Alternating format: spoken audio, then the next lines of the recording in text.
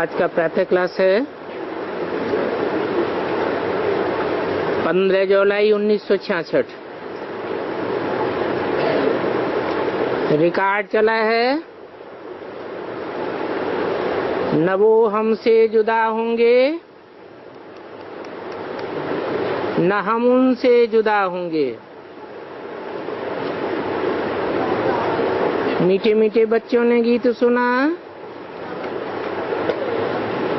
और गीत तो आशुक माशुक के ऊपर ही गाए जाते हैं। बाप समझाते हैं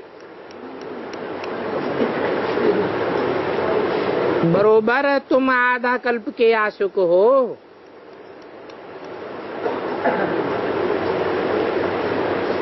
अभी तुमको स्मृति आई है,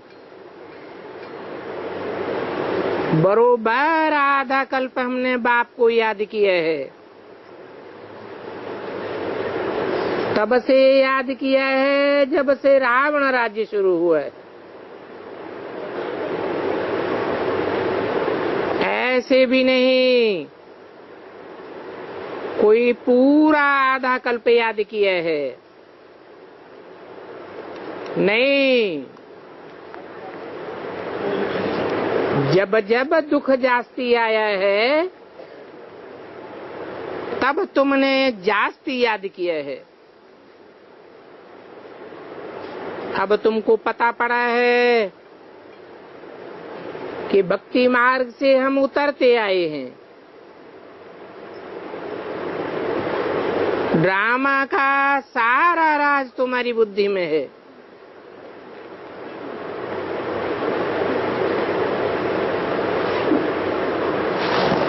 परंतु मुख से कुछ कहने का नहीं है। अभी हम तो उनके हो गए हैं,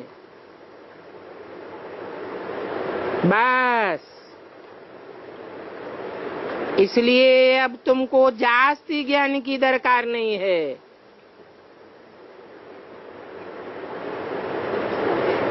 क्योंकि बाप के बने तो बाप की सारी जायदाद के मालिक हो गए।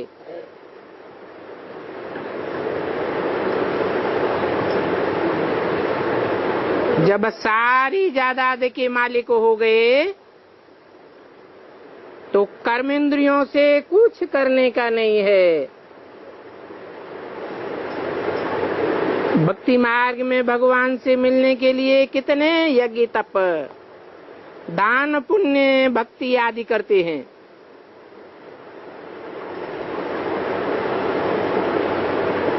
जहाँ भी जाओ तीर्थ मंदिर आदि अथाह है।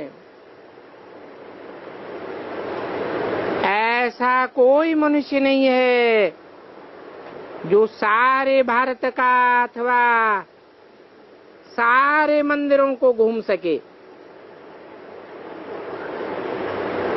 और अगर घूमता भी है तो भी कुछ मिलता नहीं है। घंटे घड़ियाल आदि कितना घमासान मचाते रहते हैं। यहाँ तो घमासान आदि की कोई बात नहीं है। न गीत गाने की दरकार है न तालियां बजाने की बात है। मनुष्य तो दुनिया में क्या क्या नहीं करते रहते हैं। वहां तो अथाह कर्म कांड हैं और यहाँ तो सिर्फ तुम बच्चों को याद करना है। याद के सिवाय और कुछ भी नहीं करना है। घर में रहते सब कुछ करते हुए सिर्फ बाप को याद करना है। तुम जानते हो अभी हम देवता बनने वाले हैं। देवता बनने वाले हैं और यहाँ ही दैवी गुण धारण करने हैं। तो तुम्हारा खान पान आदि शुद्ध होना चाहिए।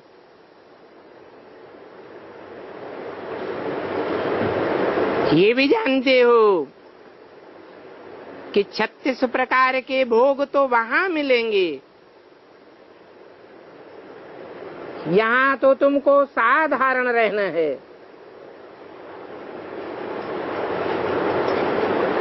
ना बहुत ऊंच और ना बहुत नीच, सब बातों में सहनशीलता चाहिए। जय, स्तुति, पराजय, सर्दी, गर्मी, सब कुछ सहन करना है।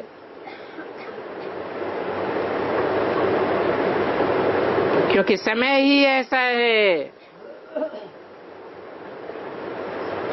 आगे चलकर देखेंगे पानी भी नहीं मिलेगा।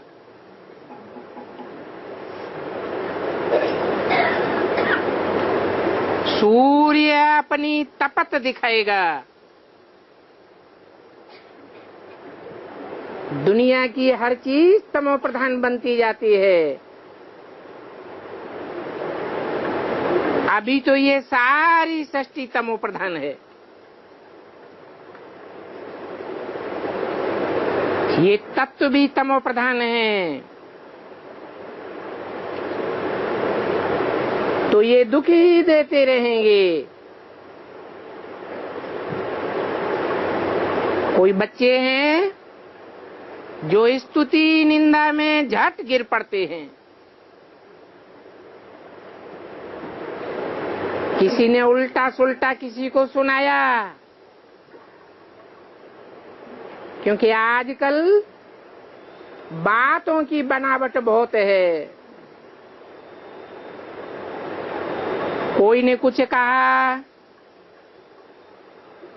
तुम्हारे लिए कहा, तो बाबा कहते हैं कि इनको देह अभिमान है।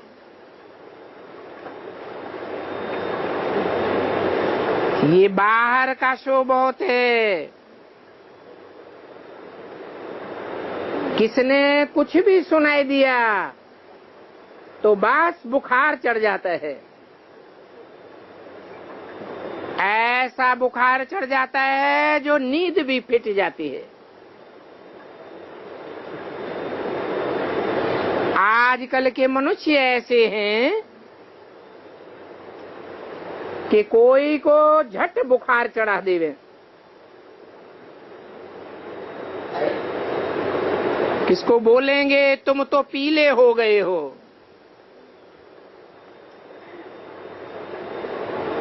तुमको इतनी गलान लग गई है, बस ऐसा सुनते ही और पीले हो जाएंगे। तो बाप कहते हैं तुम कोई भी ऐसी वाहियात बातें मत सुनो। बाप तो कभी किसी की निंदा नहीं करते हैं,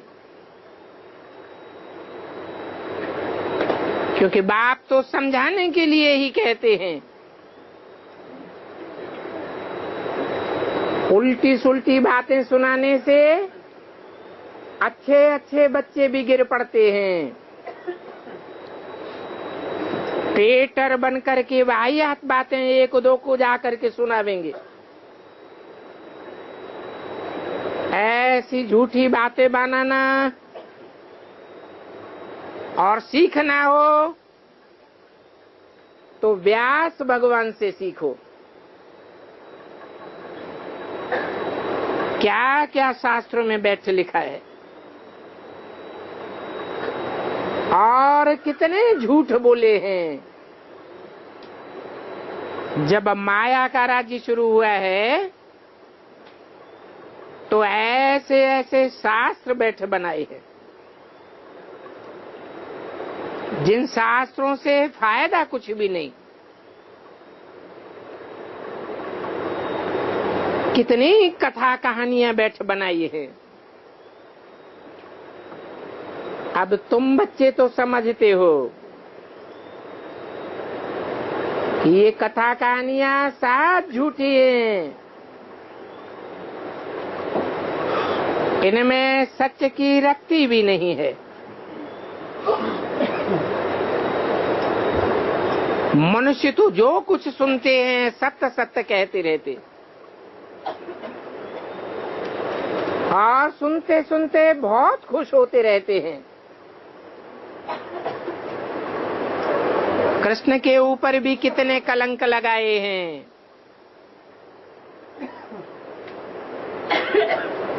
तो भक्ति मार्ग में जो कुछ है सब असत्य है, मिथ्या है। अभी तुमको तो ज्ञान मिला है, तो तुम्हारे मुख से कब हाय राम नहीं निकलना चाहिए।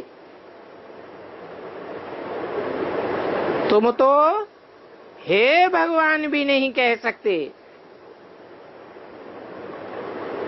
ये अक्षर भी भक्ति मार्ग के हैं। तुम्हारे मुख से भक्ति मार्ग के कोई भी अक्षर नहीं निकलने चाहिए। बाप सिर्फ कहते हैं, हे मेरे मीठे लाडले बच्चों, अब तुम आत्माभिमानी बनो। कितना प्यार से समझाते हैं। किसी की भी आलतू फालतू बातों को मत सुनो, पर चिंतन मत करो। अगर सुनना ही है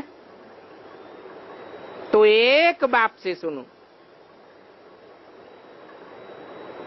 एक बात पक्की कर लो कि हम आत्मा हैं और ये आत्मा अविनाशी है, ये शरीर तो विनाशी है। ये आत्मा ही संस्कार धारण करती है। तो अब तुम सबको आत्माभिमानी बनना है। द्वापर में रावण राज्य में तुम देह अभिमानी बनते हो। आधा कल्प देह अभिमानी बने हो। इसलिए अब एक जन्म में आत्माभिमानी बनने में तुमको बड़ी मेहनत लगती है। घड़ी घड़ी बुद्धि में ये आना चाहिए कि अभी इस जन्म में हमको बेहद का बाप मिला है। बाप आकर हमको कल्प कल्प का वर्षा देते हैं। तो अब ऐसे बाप की मत पर चलना है। उनके लिए ही गायन है, तुम माता पिता हम बालक तेरे। इन ब्रह्मा के लिए ये गायन नहीं है, न इनके लिए गायन है और न उन धर्म पिताओं के लिए गायन है। तुम मात पिता हम बालक तेरे। वो सब संबंधों का सुख देने वाला बाप है। उसमें सब प्रकार के मिनरल्स भरे हुए हैं। बाकी तो और सब संबंधी दुख देने वाले हैं। एक ही ये बाप है जो सारी दुनिया को सुख देने वाला है। तो बाप रास्ता बहुत सहज बतलाते हैं कि अपन को आत्मा समझ बुझ बाप को याद करो। बाप समझाते हैं ये कोई नई बात भी नहीं है। 1566 की वाणी का दूसरा पेज। तुम जानते हो, हर 5000 वर्ष के बाद हम ऐसे बाप के पास आते हैं। हमारा बाप कोई साधु संत नहीं है, पक्का गृहस्थी है और बेहद का गृहस्थी है। इसलिए अभी तुम कोई भी साधु संत महात्मा के पास नहीं जाते हो। बाकी हाँ, बाप कहते हैं प्रवृत्ति मार्ग के इन संबंधियों से तोड़ निभानी है। अगर तोड़ नहीं निभावेंगे तो और ही किटपिट बढ़ती जाएगी। तो युक्ति से चलना है, बैलेंस में रहना है, प्यार से हर एक को समझाना है। कोई के सामने तुर्स आंख नहीं करनी है, समझाना है कि देखो अब विनाश का समय चल रहा है। 70-72 साल पहले न बाप आया था नई दुनिया की स्थापना करने, और न इस दुनिया के विनाश का सामान एटम बम तैयार हुआ था। नाम निशान भी नहीं था। अब ये आसुरी दुनिया खत्म होनी है। अभी आपको देवता बनना है। तो यहाँ ही दैवी गुण धारण करने हैं। बड़े प्यार से एक एक को समझाना चाहिए। बोलो, देवताएं प्याज बसर आदि नहीं खाते हैं। हम भी मनुष्य से देवता बनते हैं, तो हम ऐसा गंध कैसे खा सकते हैं? तुमको भी बाप राय देते हैं कि तुम इन भाई चीजों को छोड़ दो। हम भी ऐसी चीजें नहीं खाते हैं। अब हमको बेहद का बाप दैवी गुण सिखाने वाला मिला है। तो सर्वगुण संपन्न 16 कला संपूर्ण यहाँ ही बनना है। यहाँ बढ़ेंगे तब फिर नई भविष्य दुनिया में भी जावेंगे। ये सब ऐसे ही होता है, जैसे रात पूरी होती है तो दिन शुरू होता है। तो अब रात पूरी हो, दिन आने वाला है। अभी रात के अंतिम प्रहर में तुमको दैवी गुण धारण करने हैं। दैवी गुण धारण करेंगे तो फिर सुबह हो जाएगी। अपने आप ही हर एक को अपनी परीक्षा लेनी है कि हमने कहाँ तक दैवी गुण धारण किए हैं। ऐसे नहीं कि बाप तो सब कुछ जानते ही हैं। नहीं, तुम अपने आप अपन को देखो। स्टूडेंट्स ऐसे नहीं कहेंगे कि टीचर तो सब कुछ जानता है। इम्तिहान के दिन नजदीक आते हैं तो बच्चे खुद भी समझ जाते हैं कि हम कितने मार्क्स से पास होने लायक बने हैं, कौन कौन से सब्जेक्ट में हम ढीले हैं, तो जरूर मार्क्स कम लेंगे। फिर कोई समझते हैं कि सब मिला करके हम पास हो ही जाएंगे, ऐसे भी समझते हैं। तो इस बात में भी अपनी जांच करनी है कि हमारे में क्या क्या कमियां हैं।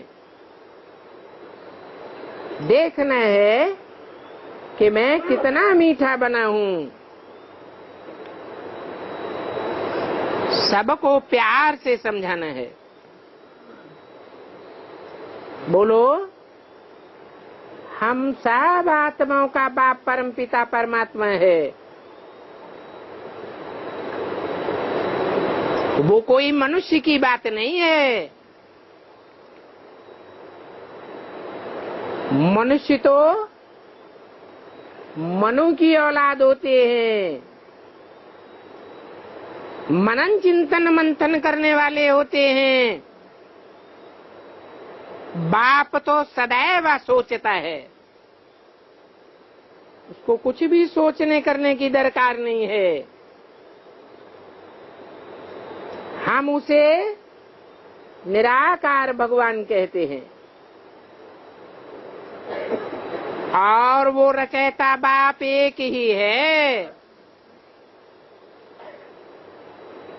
बाकी तो सब इब्राहिम, बुद्ध, क्राइस्ट, रामकृष्ण आदि रचना है। ये साधु संत आदि सब रचना है। रचना से कब किसी को वर्षा नहीं मिल सकता, ये कायदा ही नहीं है जो रचना से किसी को वर्षा मिले। अभी सर्व का रचयिता सदगति दाता एक ही बाप है।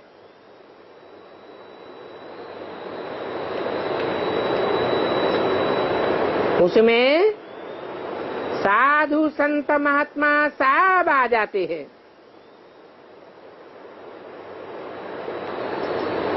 सब आत्माएं हैं। परमपिता परमात्मा तो एक ही है। ये बात तो कोई भी समझ सकते हैं। मनुष्य अच्छे बुरे होते हैं।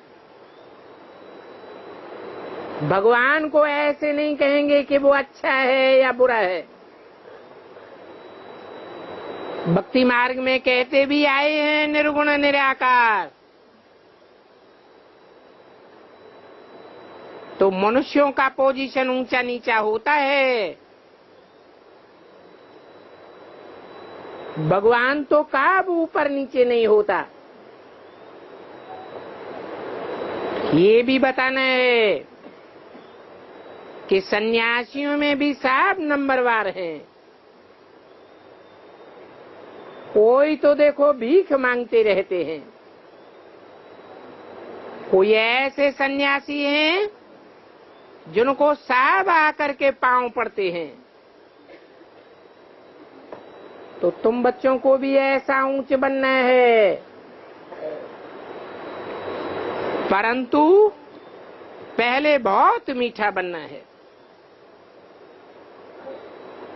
जितना हो सके कभी भी कोई क्रोध की बात नहीं करनी चाहिए।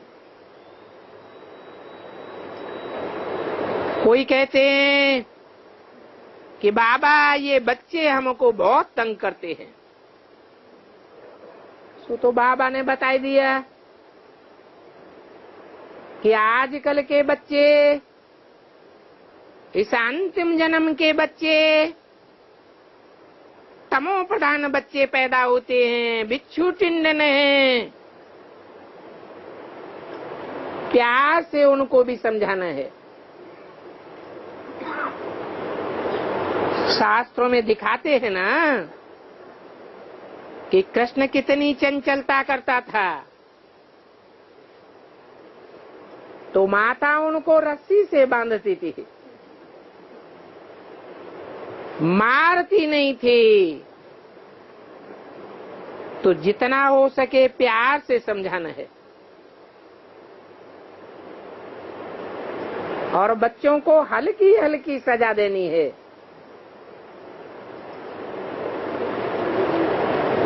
बच्चे तो बुद्धू होते हैं, बेचारे अबोध हैं, तो उनको बहुत मीठा मीठा समझाना चाहिए। अभी तो समय भी ऐसा है, जो भी आत्माएं हैं सब नाग बलाएं बिच्छू टिंडन है। सन्यासी स्त्री के लिए कहते हैं सर्पिणी है, तो जरूर सर्प भी है ना, क्योंकि खुद विकारों का सन्यास करते हैं। दोनों ऐसे बने हैं। तो ऐसा पुरुषार्थ करना चाहिए। परंतु स्त्रियां तो जंगल में नहीं जा सकती। तुमको भी कहा जाता है कि बाहर कहीं भी नहीं भटकना है। जो अच्छे मनुष्य होते हैं वो कहते हैं तुम बाहर क्यों भटकती हो, भगवान की बंदगी करनी है तो घर में बैठो।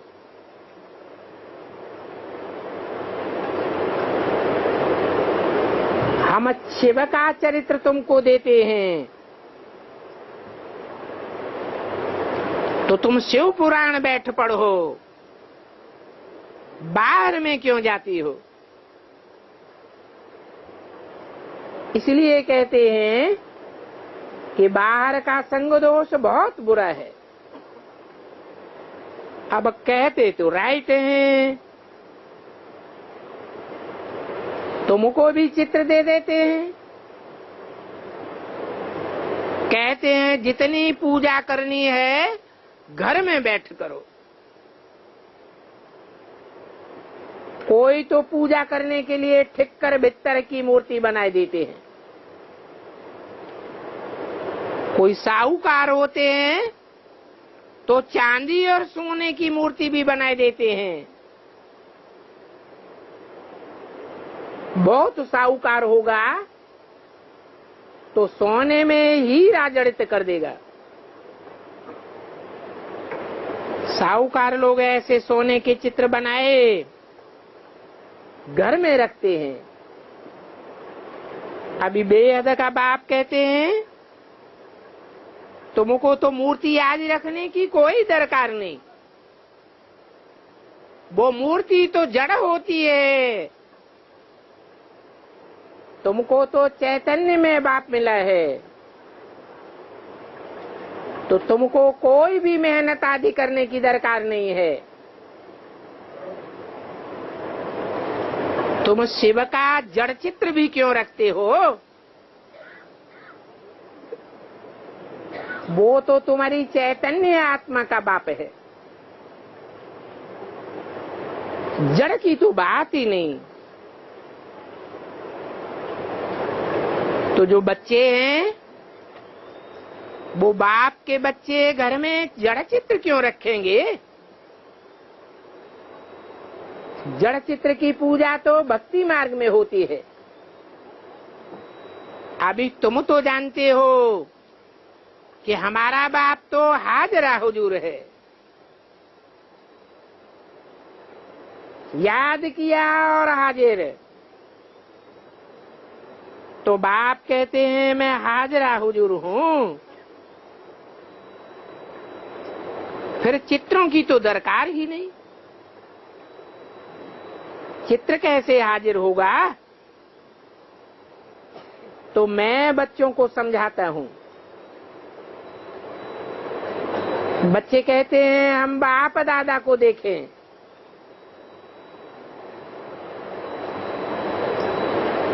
अब बाप तो है निराकार, दादा है साकार, तो निराकार बाप को कैसे देखेंगे। हाँ, बुद्धि से समझ सकते हैं। इसलिए कहा जाता है कि भगवान को इन आंखों से नहीं देख सकते। भगवान तो निराकार है, बुद्धि से समझा जाता है कि इनमें बाप भगवान है। बाप कहते हैं कि मैं इनमें प्रवेश कर तुमको बैठ करके नॉलेज देता हूं।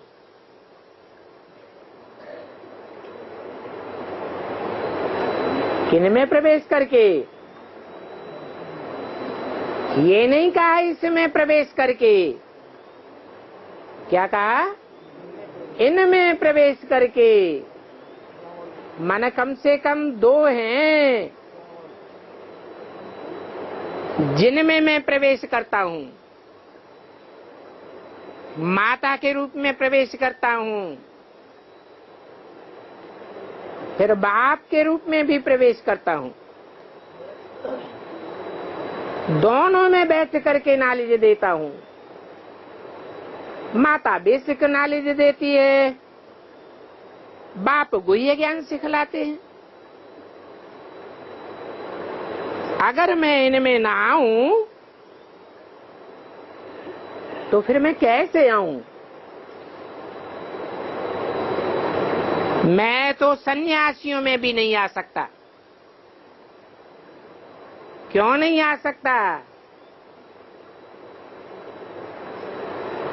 क्योंकि सन्यासी तो पवित्र होते हैं। मेरे लिए तो गायनी है पतित पावन। पतित और पावन का संगम है। बड़े से बड़े पतित में आकर के, कामी कांटे में आकर के उनको पावन बनाता हूं। तो मैं सन्यासियों में नहीं आता हूं। मैं आता ही उनमें हूं जो पहले नंबर में था। जो पहले नंबर में था वो ही अब लास्ट नंबर में है।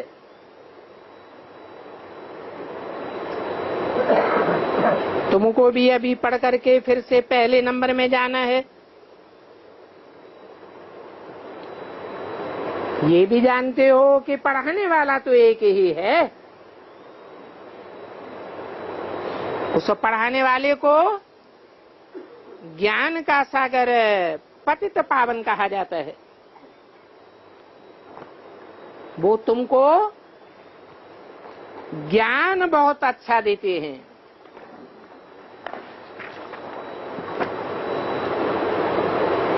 तुम जानते हो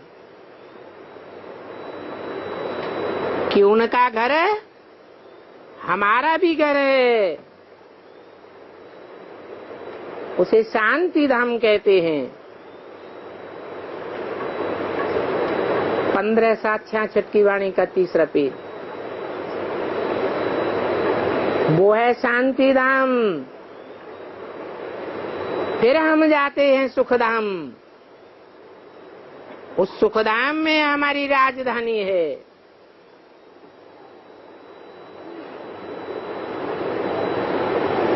कहेंगे हमारी राजधानी, यथा राजा तथा प्रजा की राजधानी। दुखधाम में रावण की बादशाही है। अभी बाप कहते हैं, मीठे बच्चे अपने शांति धाम घर को याद करो और सुखधाम को याद करो। दुखधाम के बंधनों को भूलते जाओ।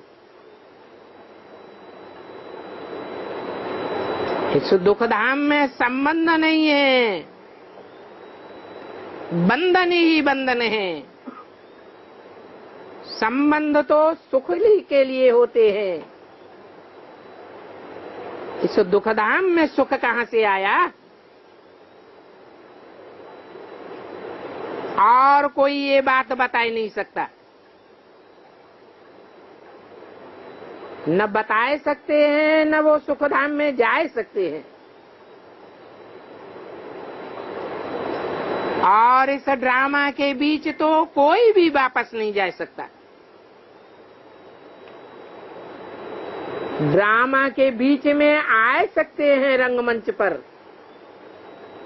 लेकिन कोई भी वापस नहीं जा सकते। कोई को जाने का रास्ता मालूम में नहीं है तो जाना ही नहीं है। ये जो कहते हैं कि ज्योति ज्योति समाया, या महात्मा बुद्ध पार निर्वाण गया, ये झूठ कहते हैं। एक भी ज्योति ज्योति नहीं समा सकता। ये तो ज्ञान की ज्योति है।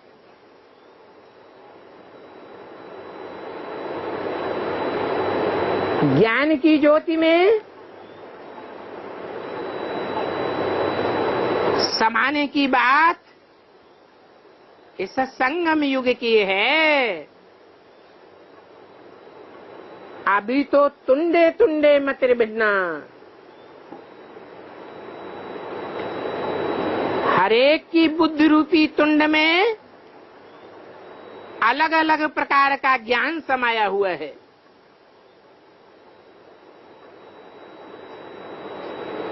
तो सबका ज्ञान रूपी ज्योति एक की ज्ञान रूपी ज्योति में मिलकर के एक ज्योति हो जाएगी। सबका बाप अथवा सबका मालिक परमात्मा ही है। परम आत्मा माना ही परमात्मा। आत्माओं के बीच में परम पार्टधारी, परम पार्टधारी हीरो पार्टधारी को कहा जाता है। सभी आशिकों का एक ही माशूक है। वो जिस्मानी आशिक माशूक होते हैं, वो एक दो को याद करते हैं। याद करते समय चित्र उनका बुद्धि में आ जाता है। जब बुद्धि में चित्र आ जाता है तो एक दो को याद करते रहेंगे। खाना भी खाते रहेंगे, याद भी करते रहेंगे। परंतु वो तो हैं एक जन्म के आशुक और माशुक। तुम तो जन्म जन्मांतर के आशुक हो और मैं तुम सब का माशूक हूँ। तो एक माशूक के तुम सब आशिक हो, 63 जन्म के आशिक हो। तो तुमको याद के सिवाय और कुछ भी नहीं करना है। सिर्फ एक बाप को याद करना है। याद करते समय क्या होता है? नाम रटते हैं क्या? आशुक माशुक एक दूसरे का नाम रटते हैं? नहीं, उनका चित्र सामने आ जाता है। ये हुई प्रैक्टिकल याद। बस उनको देखते देखते सारा काम ठहर जाता है। फिर अचानक गुम हो जाता है तो काम करने लग पड़ते हैं। परंतु इसमें ऐसे नहीं है। यहाँ तो बाप ने समझाया है, कम कार्डे दिल यार्डे। तुम्हारी आत्मा भी बिंदी है, परमात्मा भी बिंदी है, परम पिता भी बिंदी है। तो अपन को आत्मा समझ बाप को याद करना है। और इसी बात में बड़ी मेहनत है, क्योंकि कोई भी ऐसी प्रैक्टिस नहीं करते हैं जो आत्मा के साथ साथ परम पिता परमात्मा भी याद आता रहे। बच्चे समझते हैं कि आत्मा को समझना बहुत सहज है। भ्रकुटी के बीच में आत्मा रहती है, आत्मा का ज्ञान मिला अर्थात क्या? आत्मा का ज्ञान मिला माना आत्मा को रियलाइज हो जावे। आत्मा के जन्म जन्मांतर का पार्ट रियलाइज होने लगे, फिर बाकी क्या रहेगा? वो बात भी तुम्हारी बुद्धि में अब आती है। जानते हो कि हमारा बाबा यहाँ आकर बैठा है भ्रकुटी के बीच में, और इनकी भी जगह यहाँ है। किनकी? इनकी माने इसकी नहीं, उन धर्म पिताओं की नहीं, इनकी माना राम और कृष्ण की जगह भी भ्रकुटी में है। ऐसे तो आत्मा कहाँ भी चली जाती है, आत्मा निकल जाती है तो मालूम भी नहीं पड़ता है। उनका मुख्य स्थान है भ्रकुटी। बाप कहते हैं मैं भी बिंदी हूं, तुमको पता भी नहीं पड़ता है। जो मैं इसमें आकर के बैठ जाता हूं,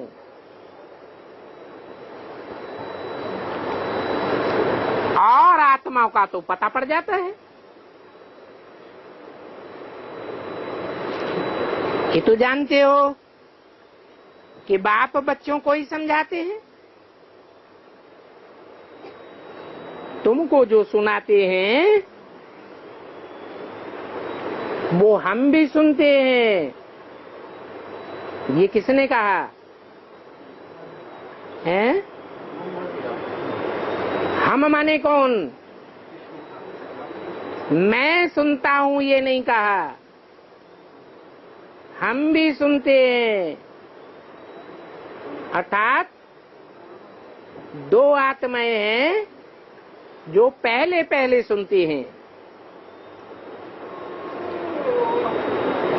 समझानी तो बिल्कुल राइट है, जो बाप समझाते हैं बिल्कुल राइट ही समझावेंगे। मनुष्यों के तो कितने प्रकार के गपोड़े होते हैं, एक झूठ के ऊपर दूसरे दूसरे झूठ बोलते ही जाते। दैवी धर्म वाले जो होंगे वो तो झट समझेंगे। ये राजधानी स्थापन हो रही है, कैसे पता चले कि ये हमारी राजधानी में आने वाला है या नहीं है? समझाते समय जो झट समझ जावे तो क्या समझना चाहिए? ये हमारी राजधानी का है, स्थापना भी है और फिर विनाश भी होगा।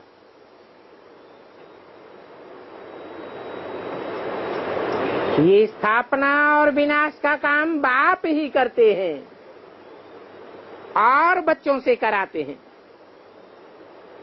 वो धर्म पिताएं ऐसे नहीं करते हैं कि अपने धर्म की स्थापना भी करें और पुराने धर्मों का, पुराने राज्यों का विनाश करा देवे। वो तो सिर्फ अपना धर्म स्थापन करते हैं। तो दुनिया में मिक्सचरिटी बढ़ती जाती है या शुद्धता स्थापन होती है? मिक्सचरिटी बढ़ती जाती है। वो मिक्सचरिटी फिर वृद्धि को पाती जाती है। यहाँ तो तुम जितना पुरुषार्थ करते हो उतना तुम भविष्य में ऊंच पद पावेंगे। तुम भविष्य में 21 जन्मों के लिए प्रारब्ध पाते हो, तो कितना पुरुषार्थ करना चाहिए। और ये पुरुषार्थ है भी बहुत सहज। योग भी सहज है, जिस योग से तुम्हारे विकर्म विनाश होते हैं। किस योग से? सहज योग से विकर्म विनाश होते हैं या खींच खींच के हठ योग पूर्वक बैठने से विकर्म विनाश होते हैं? सहज योग कब होता है? निराकार बिंदी को याद करने से सहज योग होगा या साकार में उस निराकार को पहचानने से सहज योग होगा? इस सहज राजयोग से तुम्हारे सारे विकर्म भस्म हो जाते हैं। तो बाप कहते हैं मैं गारंटी करता हूं, कल्प कल्प ही हम आए तुम पतितों को पावन बनाता हूं। ऐसे नहीं है कि कल्प कल्प आए ज्ञान सुना के चला जाता हूं, ब्रह्मा के तन में आए ज्ञान सुना के चला जाता हूं, फिर तुम अपने आप पावन बनते रहते हो। नहीं, कल्प कल्प मुझे आकर के पतितों को पावन बनाना होता है। फिर वहां एक भी पतित नहीं रहता। तो ये ज्ञान कितना सहज है। 84 जन्मों का चक्कर कैसे लगाते हैं, वो सारी नॉलेज तुम्हारी बुद्धि में है। ये भी जानते हो कि हमने ही 84 जन्मों का चक्कर खाया है और धर्म वालों ने 84 का चक्कर नहीं खाया है।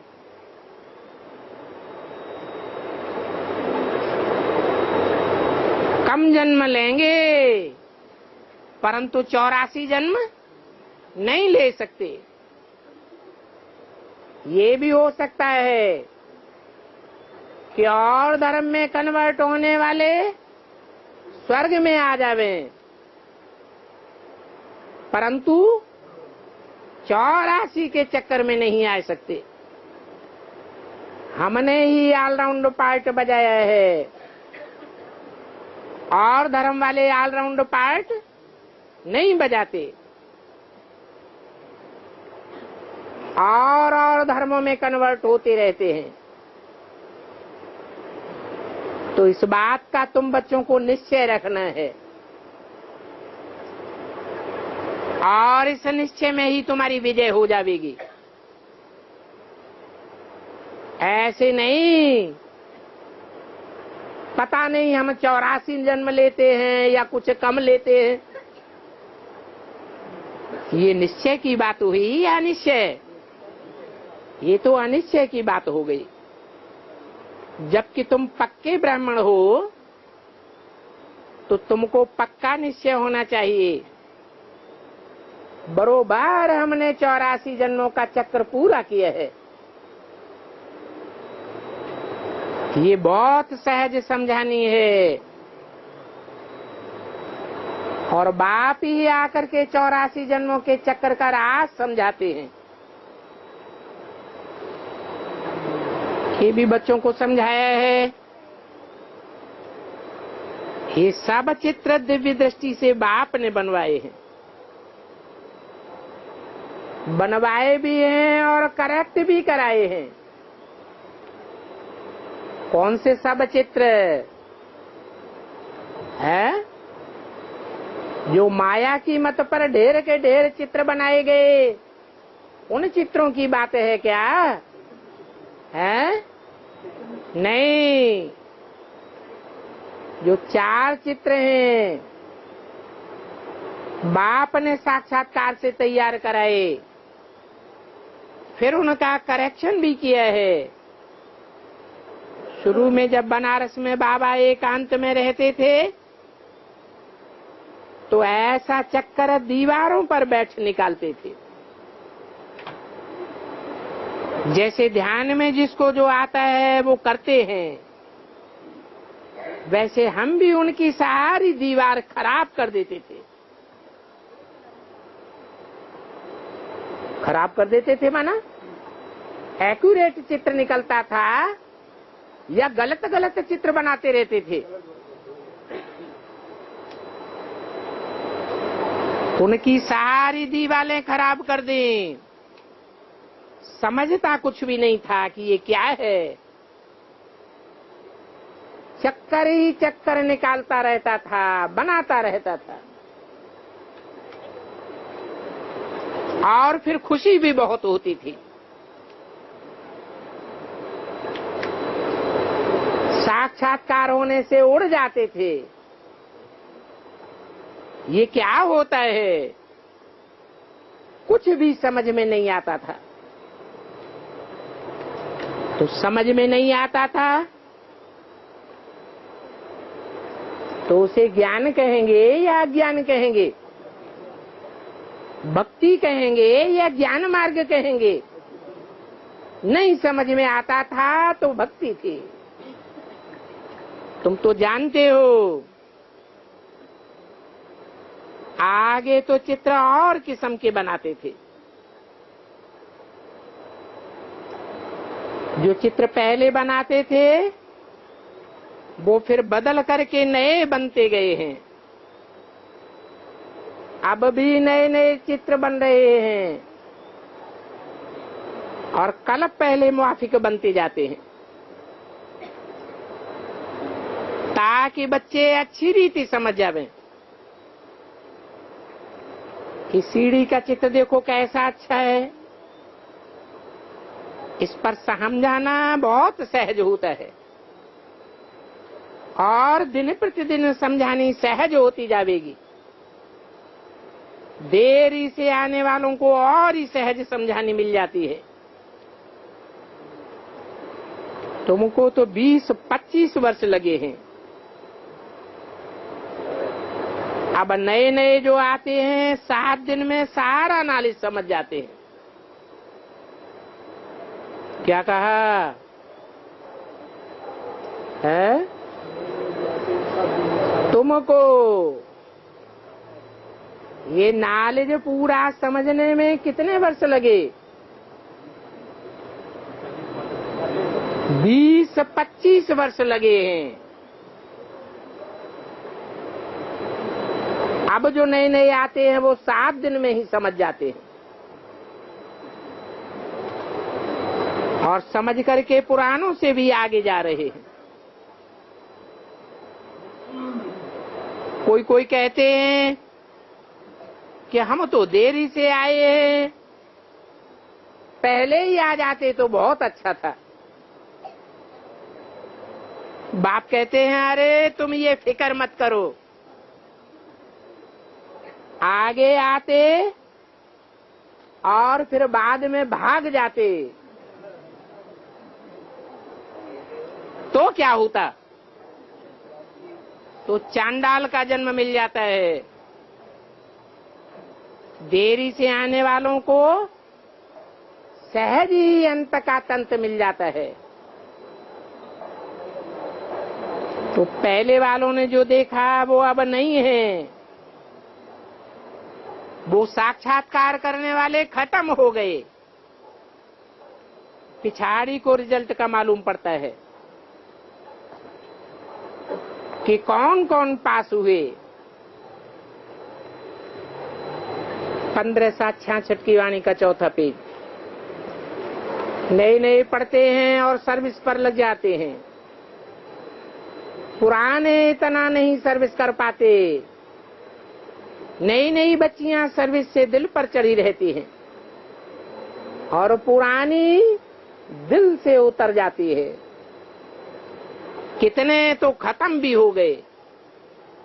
इसलिए बाबा कहते हैं, महान ते महान मूर्ख देखना हो तो यहाँ देखो,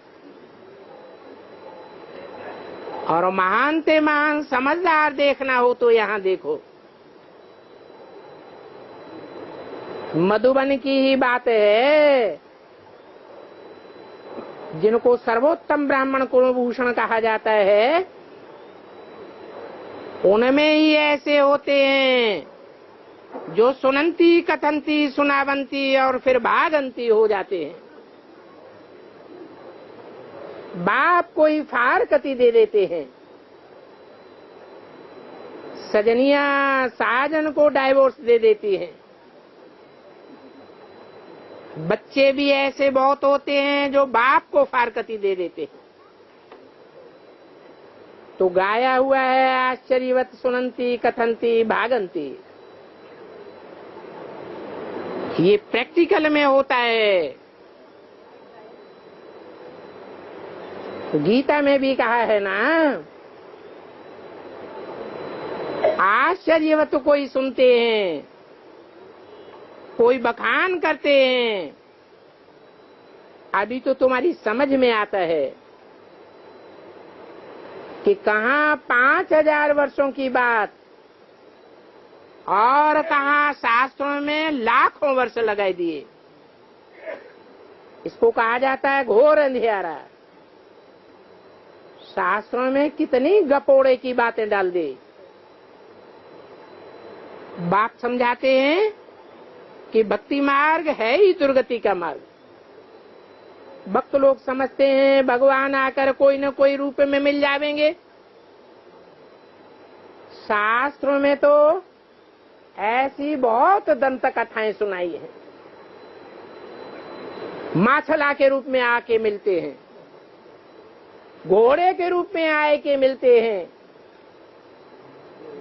कछुए के रूप में आए मिलते हैं, सुअर के रूप में मिल जाएंगे।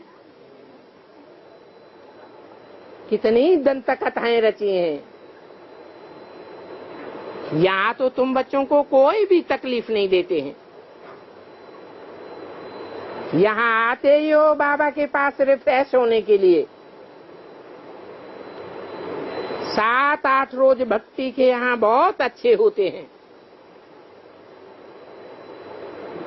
न कोई मित्र संबंधी, न कोई दुनियावी धंधा दौरी। सारा दिन तुमको यहाँ फुर्सत ही फुर्सत रहती है। तो किचन में भी मधुबन में बड़ी शांति रहनी चाहिए। सारा दिन शिव बाबा की याद में रहें। जैसे श्रीनाथ द्वारे में बात बिल्कुल नहीं करते हैं।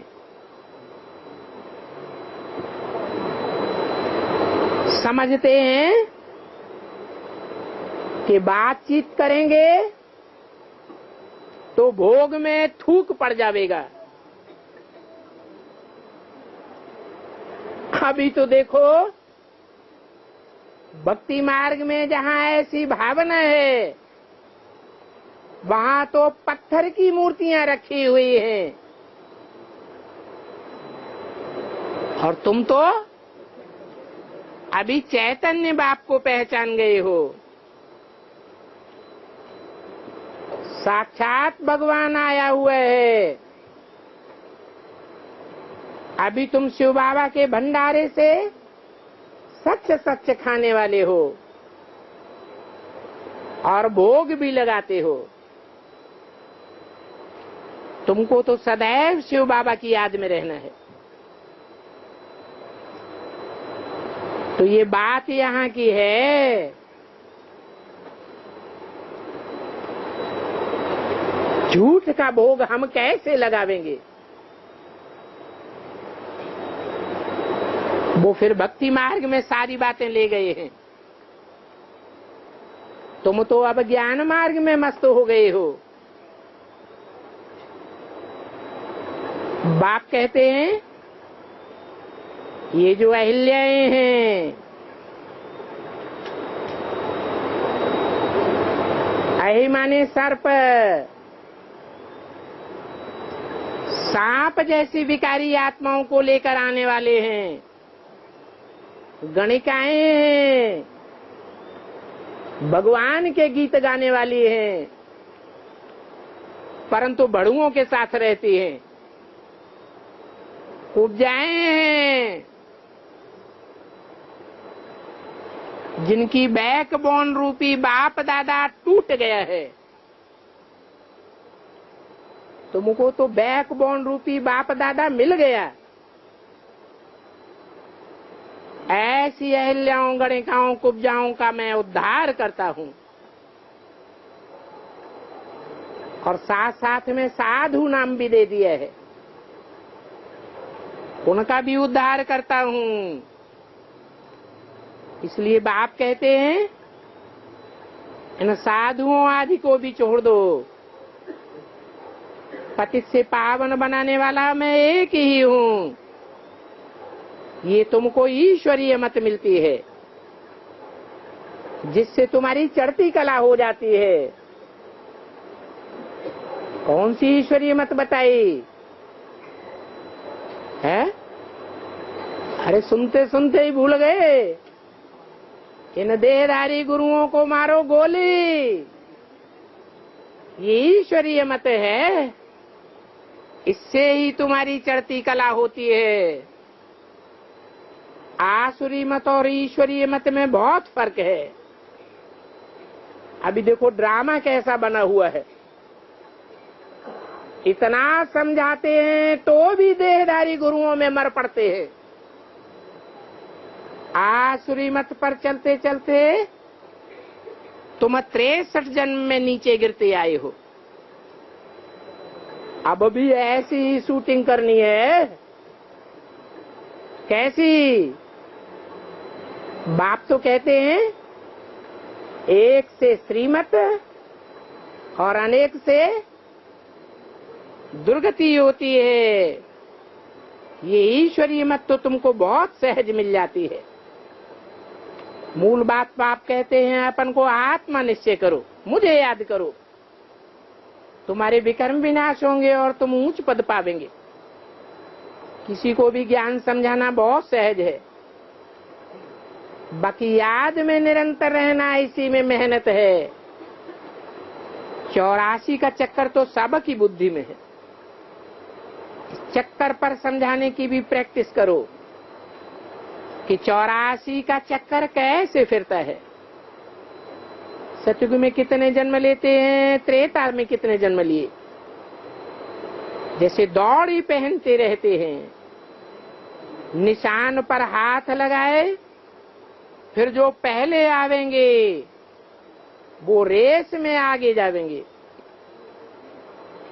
कोई तो ठीक जोड़े ही कैलब करते हैं, अगर जोड़े नहीं होंगे तो अलग अलग दौड़ते रहेंगे। जोड़ी होगी तो तुम्हारी गाड़ी ठीक चलेगी। समान पुरुषार्थी होंगे तो गाड़ी आगे चली जाएगी।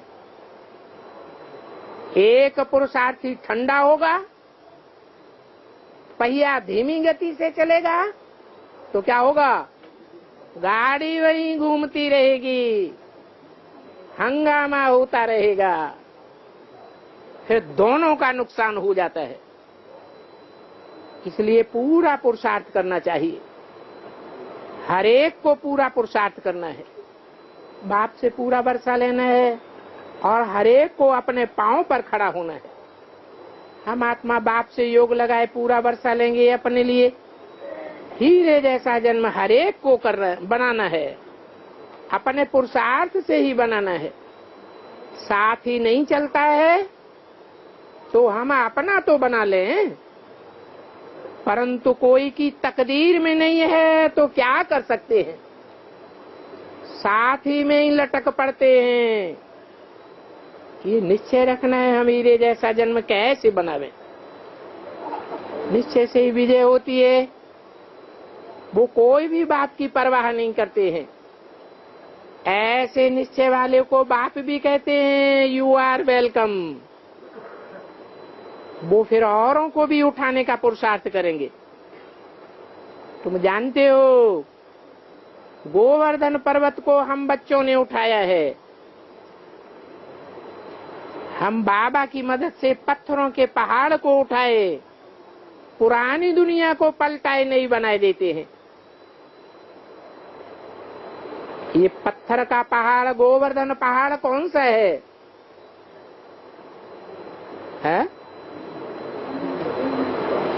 गौवर्धन, गौओं को बढ़ाने का पहाड़। कितनी गौओं का पहाड़ होता है जो पत्थर बुद्धि बन गए हैं।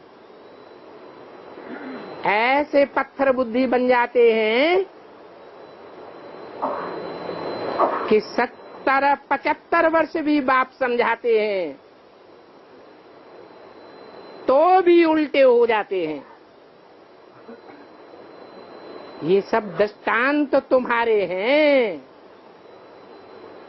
तुम जानते हो योग बल से हम विश्व की बादशाही लेते हैं